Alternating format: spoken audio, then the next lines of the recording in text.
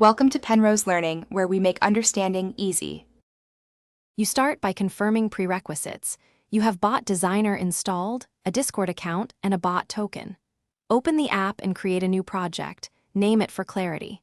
Once done, connect to Discord using your bot token and authorize it to the target server with managed server permission. Make sure to create a dedicated test channel so you don't disrupt members. This speeds iteration and isolates errors. Next, add your first command stub so you can run a live test immediately. You now build the core logic using the flow editor and inline scripting. Start with a trigger, then append a condition to check user roles or channel ID. This prevents unauthorized use. Once the condition passes, add actions like send message, wait, call API, or modify roles. Make sure to use descriptive variable names and comments so you can debug later.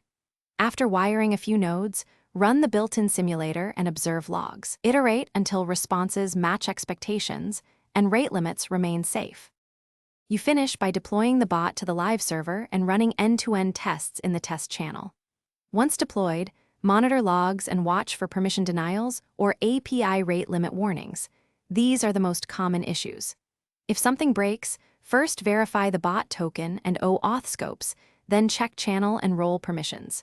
Make sure to restore from exported backups if a change causes cascading failures. A single troubleshooting tip: reproduce the error in the simulator to pinpoint the failure. Thanks for watching. If this was helpful, leave a like and consider subscribing. See you next time.